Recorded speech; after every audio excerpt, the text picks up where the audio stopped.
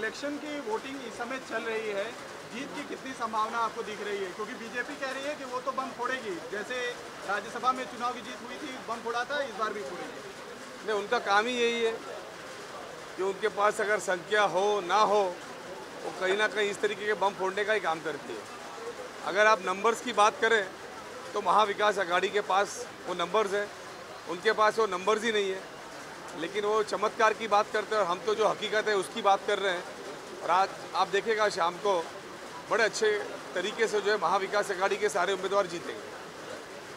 Sir, इस बार की voting क्या राज्यसभा की वोटिंग की तरह, क्योंकि ये गुप्त मतदान होता है, इसकी वोटिंग को लेकर कहीं कोई ऑब्जेक्शन अभी तक आप लोगों की तरफ से दिया गया है बीजेपी के वालों के खिलाफ, जो अभी तक वोटिंग चल रही है, कि अभी तक जितनी भी वोट डाले गए हैं वो सब अनऑब्जेक्शनेबल है? देखो, वो ऑब्जेक्शन लेना, कोर्ट में जाना, ये सारी हरकतें वो करते हैं क्योंकि उनके पास संख्या नहीं होती और किसी ना किसी तरीके से डिस्टर्ब करते हैं। आपको याद होगा कि अटल बिहारी वाजपेयी जी ने पार्लियामेंट में कहा था, सरकारें आएंगी, सरकारें जाएंगी, लेकिन कॉन्स्टिट्यूशन का जो ढांचा है वो टूटना नहीं चाहिए, खरीद फरोश नहीं होना चाहिए। एक दूसरे के लोगों को जो है प्यार से या जबरन से या किसी और वजह से अपने साथ लेके वो प्रतिमा खराब नहीं होना चाहिए। वो सोच वाली बीजेपी मुझे आज लगता नहीं है।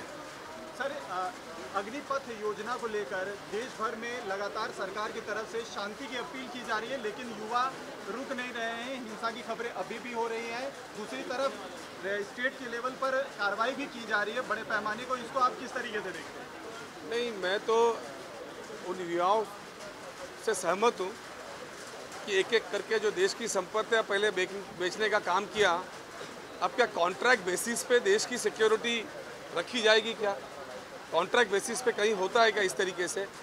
यानी आदमी जो अपने दिल में और बचपन से भावना लेके चलता है कि मैं देश के लिए जवान बनूंगा और अपनी जान जो है वो देश के लिए दूंगा और देश को सुरक्षित रखने के लिए दूंगा, अब उनको आप सिक्योरिटी वॉचमैन की तरह यूज़ या सोच रखोगे तो मेरे ख्याल से देश की सुरक्षा के लिए या देश के लिए ठीक नहीं है। संपत्तियां तो आपने एक एक करके बेची थी कि कांग्रेस ने क्या किया, कांग्रेस ने क्या किया करके, जो संपत्तियां हमने बनाई थी देश की, अब बचा कुचा ये तो देश को किस और किस हाल पे ले जा रहे हैं, युवाओं का भविष्य किस और ले जाएंगे, ये सोचने की बात है। एक तरफ तो लोगों की नौकरियां चली गई और नई नौकरियां तो मिल नहीं रही है, और आप सुरक्षा को लेकर इस तरीके की सोच रखना, ये मेरे ख्याल से बहुत बड़ा देश के लिए आगे खतरा हो सकता है।